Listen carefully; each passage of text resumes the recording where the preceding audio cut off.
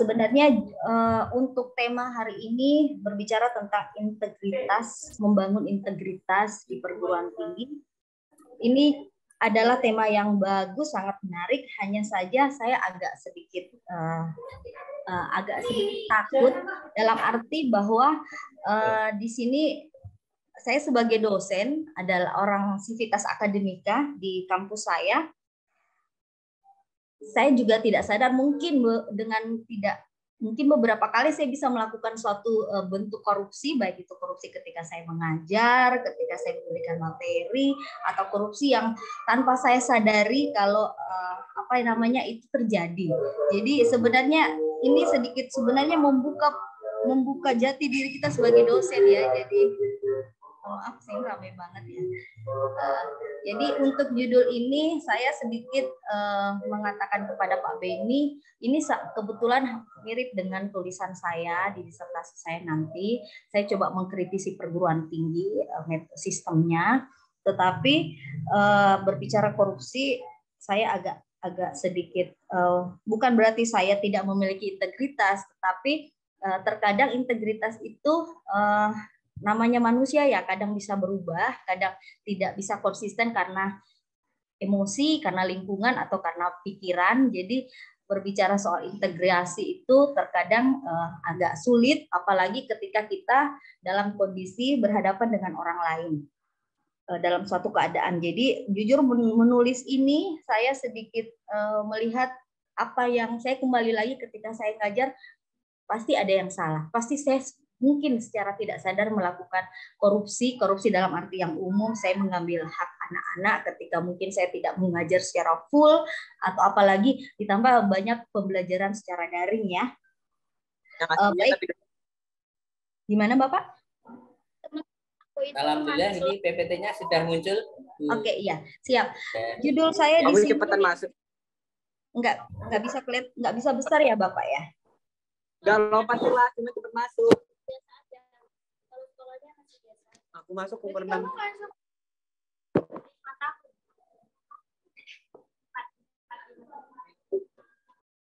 Judul saya di sini adalah berbicara tentang bagaimana kebijakan pendidikan sebagai suatu pendekatan dilematis dengan peran hak asasi manusia dalam pemberantasan korupsi di perguruan tinggi.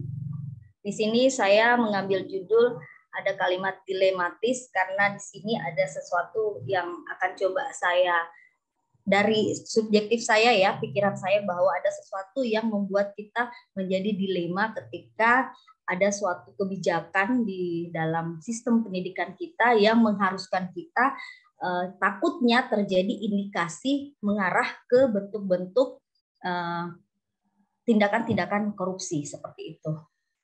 Selanjutnya Bapak.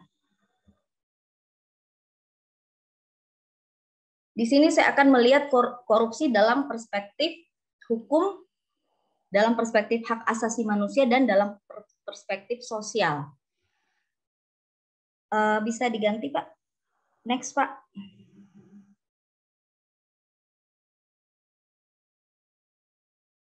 Pak moderator.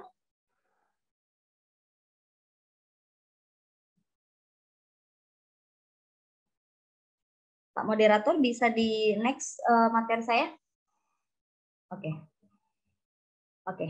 Kalau kita berbicara tentang korupsi dalam perspektif hukum, saya akan coba mengurai meskipun agak panjang sedikit ya. Kita akan berbicara tentang dasar hukum. Kalau kita bicara dasar hukum, sebenarnya pemberantasan tindak korupsi itu bahkan dari era Orde kita sudah merdeka ya, dari Orde Baru, dari Bapak Soeharto itu ada Undang-Undang Nomor 3 Tahun 71 yang kemudian tidak berlaku lagi, itu kita sudah mulai ya. Kemudian ada undang-undang setelah Orde Baru ke Orde Reformasi, ada Undang-Undang Nomor 31 Tahun 99 tentang pemberantasan tindak pidana korupsi. Kemudian ada TAP MPR Nomor 11 MPR tahun 98 tentang penyelenggaraan negara yang bersih dan bebas KKN, itu di era reformasi pada zaman Bapak Presiden Abdurrahman Wahid almarhum. Kemudian ada di Undang-Undang Nomor 28 tahun 99 tentang penyelenggaraan negara yang bersih dan bebas KKN, itu eranya Bapak B.J. Habibie. Kemudian ada Undang-Undang Nomor 20 Tahun 2001, junto Undang-Undang Nomor 31 Tahun 99 tentang pemberantasan tindak pidana korupsi. Kemudian ada PP Nomor 71 Tahun 2000, ada Undang-Undang Nomor 31 Tahun 2002, adalah undang-undang yang melahirkan adanya KPK. Kemudian ada Undang-Undang Nomor 15 tentang tindak pidana pencucian uang yang merupakan bentuk daripada koruptor menyembunyikan uang hasil korupsinya. Selanjutnya ada Perpres Nomor 54 Tahun 2018 tentang Strategi Nasional Pencegahan Korupsi, dan ada juga Permenristekdikti Nomor 33 Tahun 2021 yang berbicara tentang bagaimana kewajiban penyelenggaraan pendidikan anti korupsi di perguruan tinggi. Ini adalah bentuk bagaimana negara memberikan jaminan sehingga tindakan korupsi itu dapat dicegah atau paling tidak diminimalisir, meskipun di dalam Transparency International organisasi menyebutkan bahwa Indonesia termasuk negara yang paling paling korup. Dalam indeks persepsi korupsinya 2,2 ya. Ada data yang saya ambil kemarin ketika saya membuat materi ini. Selanjutnya kalau kita melihat daripada definisi dari korupsi itu sendiri. Jadi definisi korupsi itu sendiri kita melihat bahwa tentu unsur-unsurnya adalah ada perbuatan melawan hukum. Kemudian ada penyalahgunaan kewenangan, berarti di sini adalah ketika orang menyalahgunakan kewenangan tentu berarti dia memiliki kekuasaan. Kemudian yang kedua adalah kesempatan, kemudian ada sarana, kemudian ada motif untuk memperkaya dirinya, memperkaya orang lain, memperkaya korporasi, dan juga akhirnya menimbulkan kerugian negara atau perekonomian negara. Sehingga di dalam korupsi itu kalau kita lihat dari pengertiannya itu kita akan melihat bahwa korupsi itu pertama ada 8 bisa di sebelumnya Pak, materi sebelumnya. Soalnya saya nggak lihat ini. Nah, dari undang-undang tersebut ada 30 bentuk jenis tindak pidana korupsi yang selanjutnya dikelompokkan menjadi kelompok besar, yaitu dia tentunya akan menimbulkan kerugian negara, kemudian terjadi suap, menyuap, penggelapan dalam jabatan, pemerasan, perbuatan curang, kemudian ada benturan kepentingan sehingga menimbulkan tindak pidana korupsi, dan adanya gratifikasi atau pemberian hadiah kepada orang lain untuk memuluskan suatu keinginan yang diinginkan.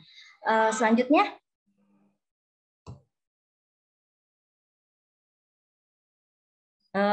di dalam pengertian tindak pidana korupsi itu sendiri ada beberapa hal yang diperlihatkan, yaitu yang mendukung terjadinya tindak pidana korupsi. Yang pertama adalah ketika merintangi proses pemeriksaan perkara korupsi. Yang kedua, ketika tidak memberikan keterangan atau memberikan keterangan yang tidak benar. Yang ketiga adalah bank yang tidak memberikan keterangan rekening tersangka. Yang keempat ada saksi atau ahli yang tidak memberi keterangan atau memberi keterangan palsu. Yang kelima adalah orang yang memegang rahasia jabatan tidak memberikan keterangan atau memberikan keterangan palsu. Dan keenam adalah saksi yang membuka identitas pelapor. Jadi jenis tindak pidana yang ikut membantu ini juga bisa masuk ke dalam kategori tindak pidana korupsi. Jadi ikut membantu terlaksananya atau berlangsungnya pidana korupsi tersebut. Selanjutnya, next Bapak. Saya melihat perspektif HAM. Jadi kalau kita berbicara korupsi ada beberapa perspektif ya. Mungkin tadi pembicara pertama Bapak Prof menyampaikan bagaimana korupsi itu melihat dari bagaimana generasi muda bisa menjadi generasi yang tangguh, yang bisa mengawali tidak terjadinya korupsi, karena kita dimulainya dari generasi yang muda yang sudah mengerti ya, yang harusnya bisa menjadi pelopor. Yang kemudian tadi di pembicara kedua Ibu Dr. Fatima mengatakan bahwa berbicara tentang korupsi, bagaimana pentingnya pendidikan kewarganegaraan sebagai dasar atau sebagai modal utama membantu ya. Saya mengatakan membantu karena sifat-sifat atau sikap-sikap berperilaku sehingga menimbulkan sesuatu yang ingin melakukan korupsi itu adalah suatu sikap yang dari dalam. Kalau saya melihatnya itu dari dalam, dari etika, dari moralitas. Oleh karena itu perspektif korupsi itu juga kalau saya bisa membaca adalah dari perspektif hak asasi manusia. Pertama adalah kenapa hak asasi manusia dalam praktek korupsi itu ya selama ini yang kita lihat bagaimana orang yang melakukan korupsi, tetapi kita tidak melihat bagaimana dari sisi korban yang menderita korupsi atau menderita orang yang melakukan korupsi. Sehingga kita dapat, kalau saya mengatakan perbedaan antara koruptor dan maling. Jadi kalau kita melihat contoh ketika seseorang melakukan mencuri atau maling di perguruan tinggi atau di sekolah atau di lembaga atau dimanapun, itu yang dihilangkan adalah benda-benda atau barang-barang atau kalau di sekolah mungkin perangkat peralatan belajar dan lain sebagainya. Tapi kalau pelaku daripada maling tersebut atau kita sebut koruptor itu di lembaganya, maka bukan hanya kita kehilangan materi, tetapi kita akan kehilangan turunnya kualitas pendidikan. Dari sini ketika turunnya kualitas pendidikan, maka tentu saja tujuan daripada negara di dalam pembukaan Undang-Undang Dasar 45 yang menyebutkan memberikan kecerdasan, meningkatkan kecerdasan bangsa itu tidak akan terpenuhi. Karena apa? Kualitas daripada orang-orang yang ada di dalamnya, civitas akademika dalam hal ini menurut Undang-Undang Pendidikan Tinggi menyebutkan adalah dosen dan mahasiswa ternyata tidak bisa konsisten, tidak bisa melakukan secara moral, tidak sesuai atau pikiran, perasaan, omongan, tindakan itu tidak sama, maka secara otomatis kualitas daripada pendidikan itu sendiri, esensi pendidikan itu sendiri tidak akan didapatkan. Jadi itulah saya membedakan antara maling dan koruptor. Kalau koruptor dia lebih berat karena dia sampai ke dalam, kalau maling kita hanya kehilangan barang, kehilangan benda, seperti itu. Selanjutnya, di sini saya coba mengutip dari pendapat Al-Fasher. Dia mengatakan ada dua model bagaimana korupsi dapat melanggar HAM, yaitu pertama ketika terjadi pelanggaran langsung atau direct violation, di mana korupsi dapat secara langsung berhubungan dengan suatu pelanggaran hak asasi manusia, manakala perbuatan korupsi itu sengaja dipakai sebagai suatu cara untuk melawan hak, di mana ternyata itu menimbulkan pelanggaran hak asasi manusia. Nanti kita lihat contoh. Sebenarnya contoh-contohnya sudah diberikan kepada Bu Fatimah tadi ya, sehari-hari di dalam proses belajar mengajar di perguruan tinggi. Itu ada bagaimana kita memakai melakukan pelanggaran hak asasi, entah itu dosennya, entah itu mahasiswanya. Bahkan tadi di videonya pun ada ya, di video nomor 3 kalau saya nggak salah, itu bagaimana seorang mahasiswa meminta dispensasi atas tugas yang diberikan. Itu adalah suatu bentuk pelanggaran di mana tidak menghargai atau ada suatu bentuk cara untuk melawan hak. Yang kedua adalah pelanggaran yang langsung atau indirect violation, di mana korupsi akan menjadi faktor penting yang berkontribusi terhadap suatu rangkaian. Ini disebut rangkaian kejadian yang sesungguhnya menuju ke suatu pelanggaran. Mau apel.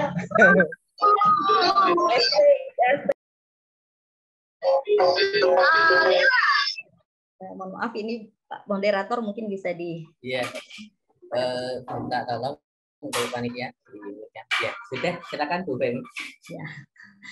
Jadi nomor 2 ini seperti yang disampaikan Bu Fatimah tadi, bahwa proses korupsi itu adalah sudah terstruktur, sudah tersistematis sehingga itu bisa terjadi. Jadi ketika pelanggaran tidak langsung yang langsung dilakukan itu memang mengarah kepada apa yang dimaksud dengan pelanggaran suatu hak. Selanjutnya,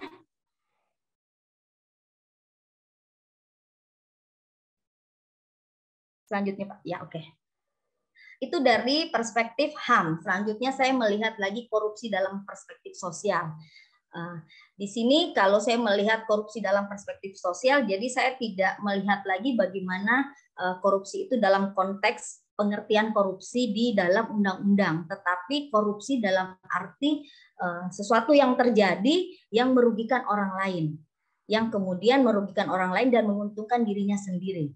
Kalau kita lihat dari pendapat dari guru besar Lord Acton, dia mengatakan bahwa korupsi dan kekuasaan ibarat dua sisi dari mata uang. Korupsi selalu mengiringi perjalanan kekuasaan dan sebaliknya, kekuasaan merupakan pintu masuk bagi tindak pidana korupsi. Pendapat ini bisa kita lihat bahwa kekuasaan sekecil apapun ketika itu memberikan kewenangan bagi seseorang, maka dia bisa saja melakukan suatu tindak pidana korupsi untuk menguntungkan dirinya sendiri dan mungkin menguntungkan sekitarnya atau korporasinya. Itu bisa jadi ya, artinya orang-orang yang ikut serta bersepakat dengannya. Jadi kalau dikatakan bahwa itu adalah pintu dari perjalanan pintu masuk bagi pelaku tindak pidana korupsi, itu bisa saja terjadi.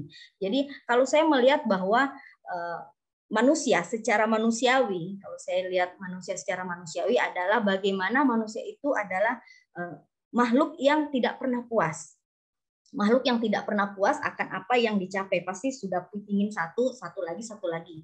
Nah, itu wajar, tetapi kemampuan juga harus dipahami. Ketika dia mampu boleh, kalau dia tidak mampu dan memaksakan diri, itulah yang kemudian membuat moralitasnya berubah. Jadi integrasinya ternodai ketika dia ternyata tidak mampu, tetapi dia menginginkan lebih dari itu. Jadi ibaratnya mungkin kalau kita lihat dari banyak pejabat ya yang ingin menjadi banyak penjabat atau banyak orang yang memiliki uang. Jadi banyak orang kaya tapi tidak punya kekuasaan. Kemudian dia ingin menjadi seorang pejabat, atau ketika dia sudah punya kekuasaan, dia sudah menjabat, apa yang dia cari? Tentu secara manusiawi mungkin ya, saya tidak bisa mengatakan semua, tentu uang. Jadi manusia yang sudah punya jabatan tapi dia pasti bisa mencari uang. Tetapi orang yang punya uang pasti yang dia kejar jabatan. Tetapi ini tidak semua. Jadi saya hanya mengatakan, saya berangkat dari kalimat bahwa setiap manusia pasti merasa tidak pernah puas karena manusia seperti itu. Bisa lanjut, Mbak? Next, Pak. Nah, kembali fokus kepada korupsi dalam perspektif sosial di bidang pendidikan.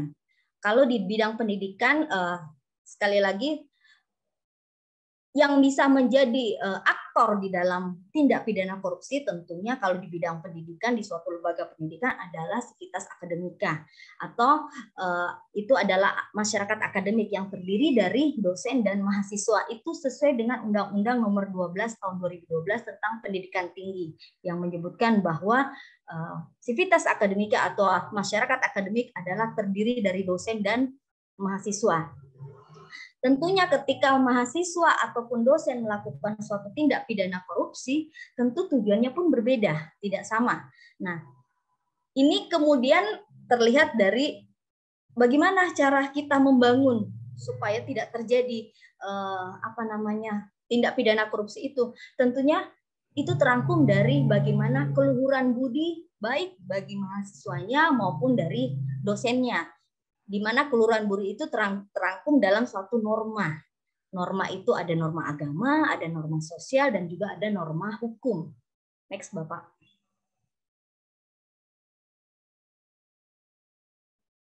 Nah, kita melihat nilai, norma, moral, dan hukum yang mampu mempengaruhi terjadinya korupsi.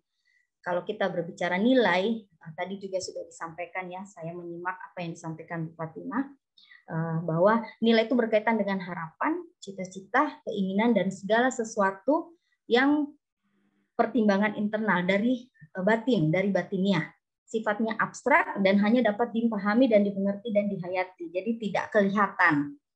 Nilai itu bisa bersifat subjektif ketika nilai diberikan oleh subjek manusia yang mendukung nilai tersebut. Nah, kalau nilai itu apa adanya, ini ya yang dimaksud bahwa bagaimana orang menilai seseorang itu bukan karena ada maunya, tetapi melihat orang itu secara tulus, secara apa sebenarnya yang diinginkan orang itu, atau kita menilai orang itu tidak karena kita ingin sesuatu darinya. Kemudian nilai secara objektif adalah ketika nilai telah mendekat pada sesuatu yang terlepas dari pemikiran manusia. Ini yang saya maksud adalah dari dalam, dari batin, bahwa misalnya saya melihat Ibu Fatima adalah seorang dosen yang luar biasa ketika menyampaikan dengan maksud tulus menyampaikan materi kepada mahasiswa untuk mahasiswa itu bisa bukan pinter tapi bisa paham. Karena untuk membuat orang pintar itu tergantung manusianya ya, bagaimana dia mau belajar atau tidak. Tetapi bisa memahami, dia bisa membentuk karakternya, itu adalah suatu, dan saya menilai itu tulus, saya melihat itu tulus. Jadi saya melihat nilai yang ada di dalam Fatima itu bukan hanya karena saya ingin ada apa-apanya, tidak. Tetapi apa yang terlihat itu adalah sesuatu yang benar-benar berasal dari terlepas dari keinginan saya memikirkan sesuatu atau berharap sesuatu terhadap orang yang saya lihat. Nah, wujud nilai itu dibangun atau dikonkretkan dengan adanya norma, baik itu norma agama, baik itu norma hukum, ataupun itu norma norma budaya atau norma-norma yang mengatur di dalamnya. Jadi kalau kita melihat konkret daripada nilai itu adanya norma. Ada pendapat daripada Fliu, dia mengatakan adalah norma adalah aturan yang dijadikan ukuran atau standar kebenaran. Untuk itu, jika nilai dapat terjabarkan dalam keadaan yang sebenarnya, maka nilai harus diverifikasikan dalam suatu norma. Makanya ketika norma itu diwujudkan dalam suatu aturan, itu tentu saja kita akan melihat apa sih sebenarnya tujuan daripada aturan tersebut. Sama dengan ketika membuat aturan, apa sih korupsi, apa sih unsur-unsur daripada korupsi itu, apa sih nilainya, apa maksudnya. Jadi itu bisa diuraikan dalam sehingga bisa membuat seseorang itu tidak mau melakukan perbuatan tersebut. Ada nilai kebenaran bahwa itu merugikan orang lain, bahwa itu merugikan, memperlihatkan bahwa nilai dirinya itu tidak ada artinya ketika dia berani melakukan suatu tindak pidana korupsi, dalam arti dia bisa merugikan orang lain, bahkan orang di sekitarnya atau bahkan negara.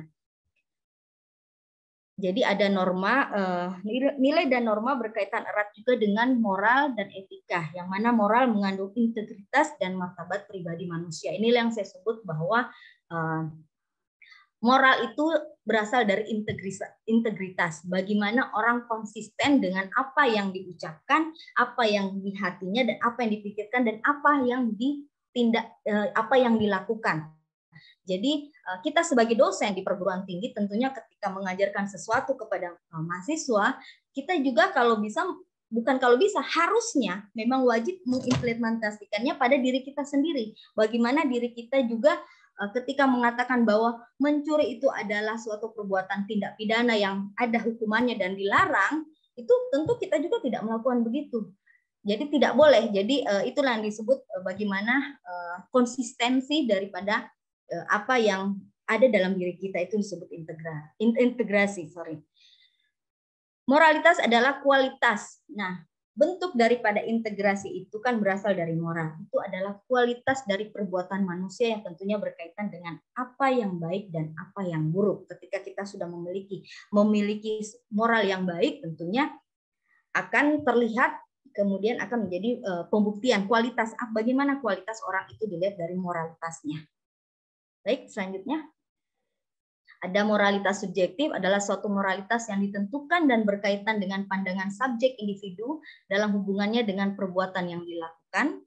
Kemudian ada moralitas objektif, adalah suatu moralitas yang berdasarkan pada dasar kebaikan dan kesusilaan tanpa didasarkan pada unsur di luar individu, misalnya motivasi, pujian, harapan yang berkaitan dengan tindakan etis atau sesuai tersebut. Jadi kalau kita lihat bahwa itu tergantung bagaimana ketika orang itu melakukan sesuatu tanpa maksud atau dengan tulus, tidak ada maunya gitu loh, melakukan itu dengan tulus.